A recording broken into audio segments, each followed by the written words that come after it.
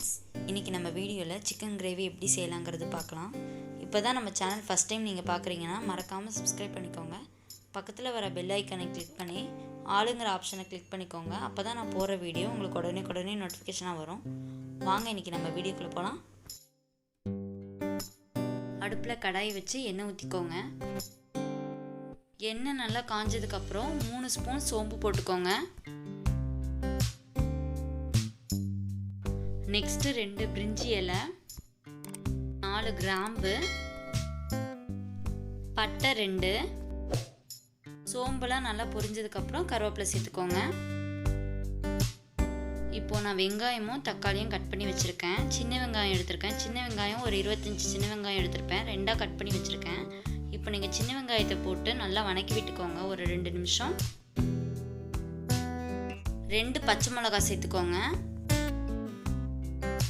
3 table spoon இஞ்சி பூண்டு paste சேர்த்துக்கோங்க. இப்போ நம்ம நல்லா வணக்கி விட்டுக்கலாம். அந்த வெங்காயமும் இஞ்சி பூண்டு பேஸ்ட்டும் நல்லா வணங்கட்டும். இப்போ கட் பண்ணி வச்சுருந்த தக்காளி நம்ம சேர்த்துக்கலாம். நான் 2 தக்காளி எடுத்து நீளமாக கட் பண்ணி வச்சுருக்கேன்.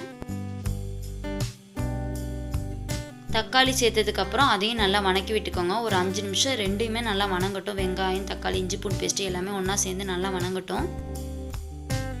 இப்போ நம்ம சிக்கன் சேர்த்துடலாம். சிக்கன் இன்றைக்கி நான் 1/2 kg எடுத்திருக்கேன். சிக்கன் நல்லா கழுவி எடுத்துக்கோங்க சுத்தமாக.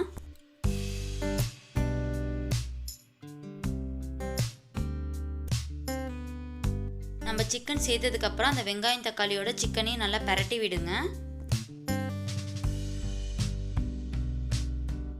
1/2 ஸ்பூன் மஞ்சத்தூள் போட்டுக்கோங்க. சிக்கன் மசாலா 5 டேபிள் ஸ்பூன் போட்டுக்கோங்க. நீங்கள் எந்த பிராண்டு வேணாலும் எடுத்துக்கலாம். சிக்கன் குழம்பு மசாலா உங்களுக்கு எந்த பிராண்டு ஓகேவோ அந்த மாதிரி எடுத்துக்கோங்க.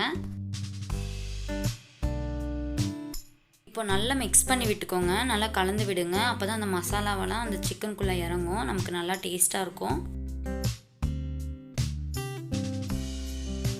இப்போ தேவையான அளவு உப்பு சேர்த்துக்கோங்க.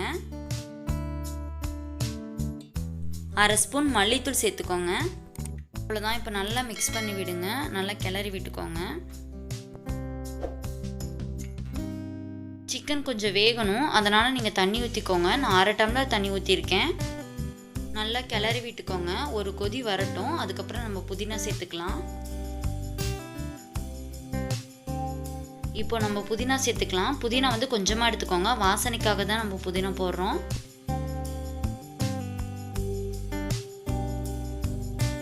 புதினா சேர்த்து நல்லா மிக்ஸ் பண்ணி விட்டுக்கோங்க. இப்போ நம்ம தேங்காய் சேர்த்துக்கலாம். தேங்காய் நான் சின்ன தேங்காயில் 1/2 மூடி தேங்காய் எடுத்திருக்கேன். உங்ககிட்ட பெரிய தேங்காவாக இருந்துச்சுன்னா நீங்கள் 1/4 மூடி மட்டும் எடுத்தால் போதும். தேங்காய் சேர்த்து நல்லா மிக்ஸ் பண்ணி விட்டதுக்கப்புறம் 2 டேபிள் ஸ்பூன் சிக்கன் மசாலா பொடி திரும்ப சேர்த்துக்கோங்க. அவ்வளோதான், நமக்கு எல்லா ப்ராசஸும் முடிஞ்சிருச்சு. இப்போ நல்லா மிக்ஸ் பண்ணி விட்டுட்டு ஸ்டவ்வை சிம்லேயே வச்சு ஒரு 1/2 hour நல்லா கொதிக்க விடுங்க. வேகமாக வச்சா நமக்கு அடி பிடிச்சிரும். ஸோ சிம்லேயே இருக்கட்டும், நல்லா கொதிக்கட்டும். அப்போ தான் நல்லா கிரேவியாக வரும். இப்போ நம்ம 1/2 hour கழித்து எப்படி இருக்குங்கிறத நம்ம பார்க்கலாம். நமக்கு 1/2 hour ஆகிருச்சு. இப்போ நம்ம ஓப்பன் பண்ணி பார்த்துடலாம்.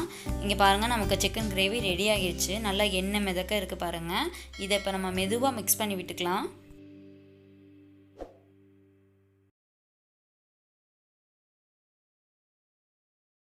கடைசியாக நம்ம கொத்தமல்லி நல்லா தூவி விட்டுக்கலாம். தூவி விட்டு நல்லா மிக்ஸ் பண்ணி விட்டுக்கலாம். அவ்வளோதான், நமக்கு சிக்கன் கிரேவி ரெடி ஆகிடுச்சு. இது ரச சாப்பாடு, பிரியாணி இந்த மாதிரி சாப்பாடுக்கெலாம் வச்சு சாப்பிட்றப்ப ரொம்ப நல்லாயிருக்கும். இதே நீங்கள் சாப்பாடோடு கொஞ்சம் சாப்பிட்ணும் அப்படின்னா கொஞ்சம் தண்ணியாக எடுத்துக்கோங்க. நீங்கள் ரைஸோட கூட மிக்ஸ் பண்ணி சாப்பிட்டுக்கலாம்.